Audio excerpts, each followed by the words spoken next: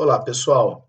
Vamos então fazer a nossa aula sobre coronavírus, né? Obviamente, não será uma aula de saúde, não será uma aula de geopolítica, que são temas importantes, mas não são o nosso escopo de trabalho. Vai ser uma aula sobre as implicações do jornalismo, né? O que esse episódio pode nos ensinar a respeito da situação atual do jornalismo e de caminhos para sua renovação. Eu penso que o ponto fundamental que vem sendo tratado, eu acho que vem sendo tratado adequadamente, é o conceito de hiperinformação. Então, essa aula se chama Coronavírus, Hiperinformação e Jornalismo, Caminhos para a Reportagem.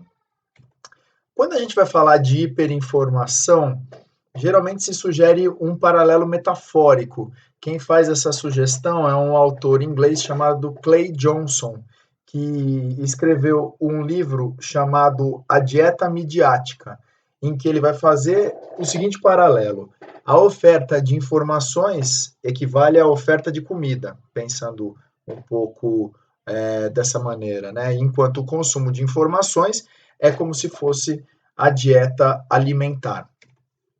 Quais são as condições de oferta de informação, se a gente for manter esse paralelo com a alimentação?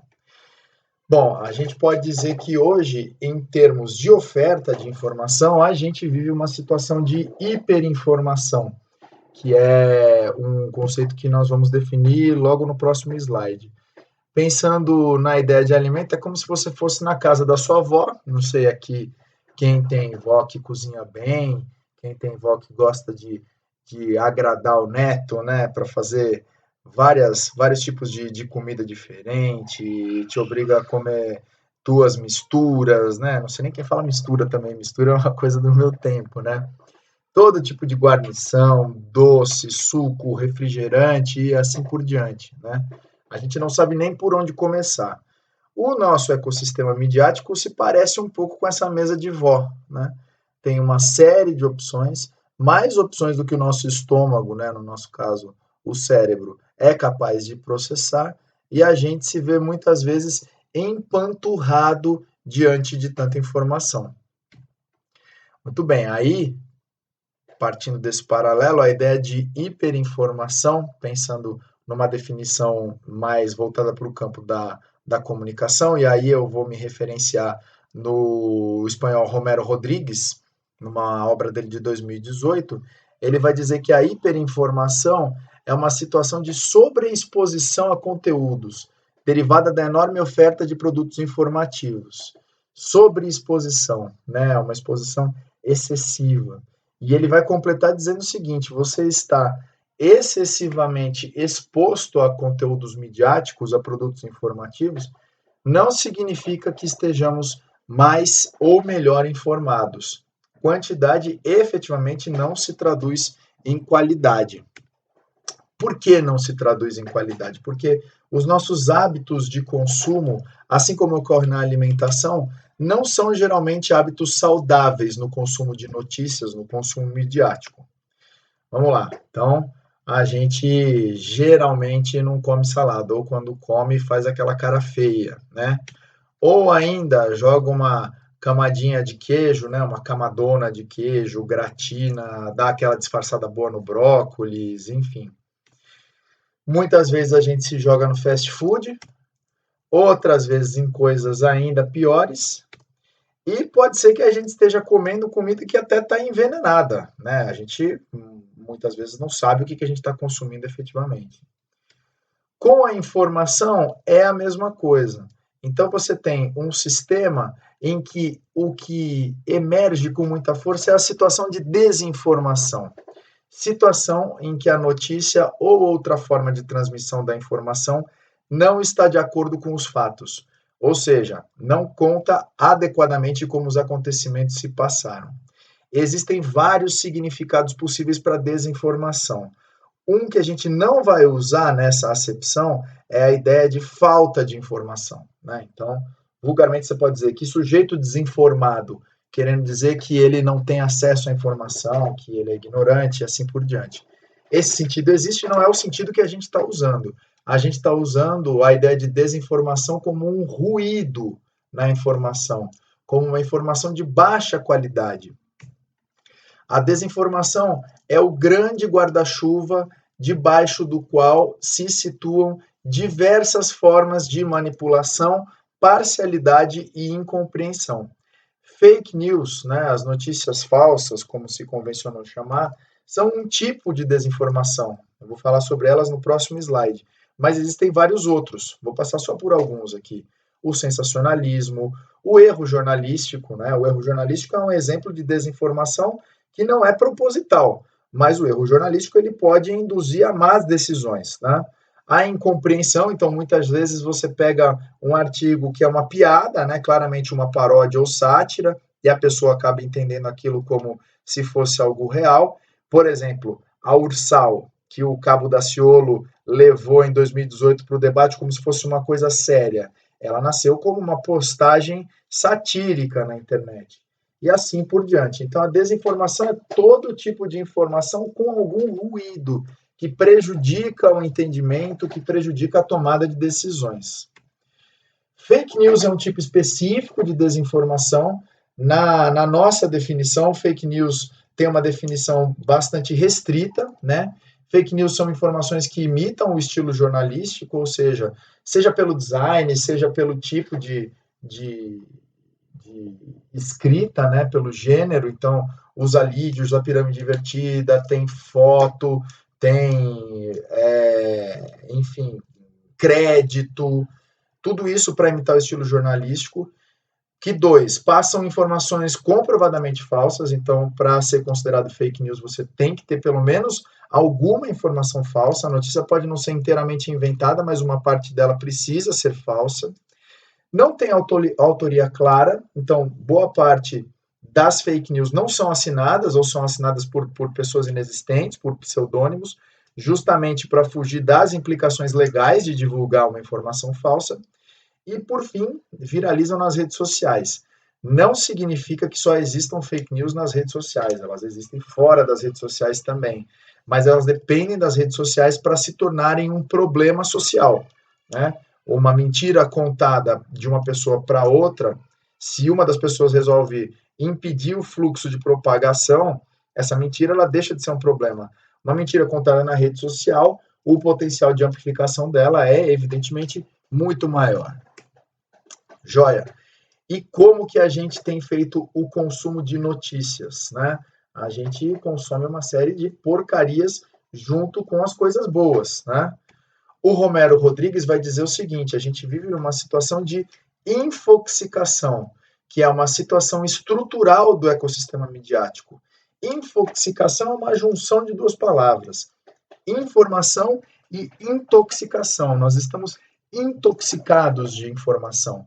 A gente come, né, muita notícia, e muitas dessas notícias que a gente come são de má qualidade. O Romero Rodrigues vai dizer o seguinte: as audiências, ou seja, o público, nós, no limite, né, paradoxalmente emergem como vítimas propiciadoras desse fenômeno. Ou seja, as fake news, as notícias sensacionalistas, as notícias parciais, as notícias de má qualidade, ou seja, qualquer tipo de desinformação, elas só existem porque existem pessoas que as consomem. Então, nesse sentido, nós somos vítimas, é claro, mas somos vítimas propiciadoras. Elas não existiriam caso a audiência não as consumisse. Dá para traçar um paralelo com a ocorrência da hiperinformação e da infoxicação no caso do coronavírus? Eu penso que sim, porque a gente tem as condições que propiciam a infoxicação, na definição do Romero Rodrigues. Você tem uma produção imediata de conteúdos, que é a situação em que a gente se encontra atualmente no tempo real, para tudo, né? Mas especificamente para o coronavírus, você tem atualizações aí imediatas, né? E as atualizações em geral são bastante negativas, né? As notícias com algum alento, com algum tipo de esperança, são notícias em geral de médio e longo prazo, seja de vacina, seja de medicamento, seja de funcionamento das estratégias de contenção, né? O consumo também é imediato, a gente fica ávido por notícias, né? Existe uma sobressaturação de conteúdo, a gente acaba se informando mais do que a gente precisava, Muitas vezes a gente já tem a informação para tomada de decisão, mas a gente acaba se confundindo justamente pelo excesso, por buscarmos cada vez mais, né? Vivemos numa situação de desinformação estrutural, porque boa parte do conteúdo veiculado é um conteúdo de má qualidade. É só vocês pensarem no WhatsApp e na quantidade de áudios que foram divulgados por supostos médicos, com situações horrorizantes em hospitais, enfim, que são informações que acabam só trazendo pânico, não podem ser comprovadas e não auxiliam a tomada de decisões. E, por fim, você tem um contexto de infoxicação quando boa parte da população pode ser classificada como analfanauta, ou seja, mais um neologismo aí do Romero Rodrigues, a mistura de analfabeto com internauta, né? Internautas que seriam analfabetos em termos de leitura crítica da mídia. Consequências. Assim como a alimentação de má qualidade pode ter consequências ruins, a informação de má qualidade também tem consequências ruins. Obviamente, vocês já devem ter visto, eu coloquei aqui alguns exemplos de notícias de má qualidade, exemplos de desinformação que ocasionaram problemas na vida real. Deixei ali como provocação a popular mamadeira, né? Como sabemos, não se pode dizer que ela definiu os rumos da eleição, porque você não tem pesquisas que comprovem essa relação de causa e consequência entre o recebimento de uma notícia falsa e a definição do voto, mas se pode dizer que possivelmente houve alguma influência. E nos outros 3 casos você tem aí influências na vida real a partir da informação que foi veiculada. A gente pode terminar dizendo, assim como o Clay Johnson fala, dos efeitos individuais e dos efeitos sociais dessa situação de hiperinformação e de infoxicação. Individualmente, a gente observa a dificuldade de concentração, dificuldade de socialização, a gente está sempre no celular, um fechamento epistêmico, ou seja, um fechamento numa determinada comunidade de sentidos, né? A gente não está aberto a outros sentidos, a outros significados, aquilo que, numa linguagem mais pop, se chama de viés de confirmação ou as bolhas, né? Para ter um termo quase de uso corrente, né? E também os efeitos sociais, que a gente tem visto, sobretudo no plano político. Radicalização, anti-intelectualismo, né? Então a gente está vendo o preço do anti-intelectualismo num caso de crise como a do coronavírus, né? Preconceitos, é só pensar no preconceito, por exemplo, contra os povos de etnia amarela, né? Justamente pela epidemia ter surgido lá. Dificuldade de estabelecer consensos, ou seja, existe muita gente que acha que a epidemia ainda é uma gripezinha, né? Ou seja, que acha que é um alarmismo exagerado e que essas medidas são medidas que estão sendo tomadas apenas para a regulação dos corpos e que não deveria haver nada disso. E o aumento da violência, né? Seja ela simbólica ou real. Como é que a gente pensa em saídas? Eu gosto sempre de trabalhar na dialética freiriana, que faz a denúncia, né? Mostra o problema, mas também tenta apontar algumas possibilidades de superação do problema, né? Se você tem um problema com comer demais, você pode fazer exercício, você pode olhar na embalagem quais são as informações nutricionais daquele alimento, então você tem caminhos, né? Quais seriam os equivalentes para isso no noticiário? Quais seriam os equivalentes para isso no jornalismo, né? Primeiro é importante dizer que as condutas podem ser reguladas socialmente, né? Você não precisa estar sujeito a um ecossistema de hiperinformação e de desinformação como se isso fosse um dado da natureza. Não precisa. Você pode ter uma regulação tecnológica, por exemplo. Então, as redes sociais trabalham já com mudança de algoritmo, com derrubadas de perfis falsos e de baixa qualidade, né? Isso é um desafio para o WhatsApp, porque o WhatsApp é um sistema criptografado, certo? Em alguns países você tem legislação contra notícias falsas, o que é problemático muitas vezes, porque isso pode ser encarado como censura. O mercado também acaba se mexendo. O fact-checking, por exemplo, é um nicho de mercado que surgiu no jornalismo. A melhoria da qualidade da informação também é outro nicho de mercado.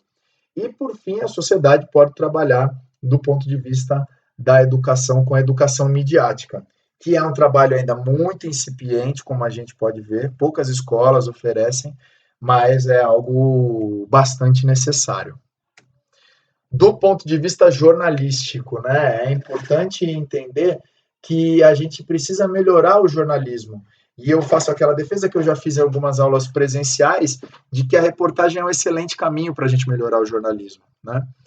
O Tom Rosenstiel, que é um acadêmico norte-americano, autor de um livro muito importante chamado Princípios do Jornalismo, vai dizer o seguinte: o jogo mudou, boa reportagem é importante, mas é apenas o primeiro passo. Então, além de fazer boa reportagem, você precisa cuidar das condições de disseminação também dessa boa informação.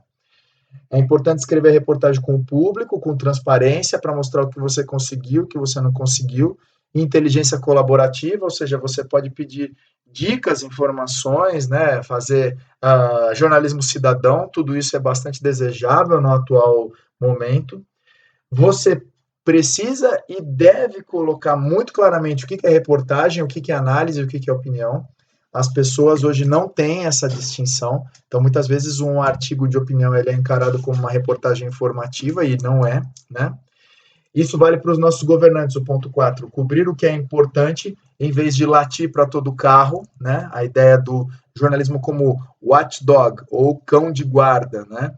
Então, o cão de guarda ele tem que latir quando a notícia é importante e não se deixar levar por cortinas de fumaça, né? Esse tipo de estratégia que a gente tem visto ser amplamente utilizada por políticos populistas, agora, sobretudo de extrema direita, né?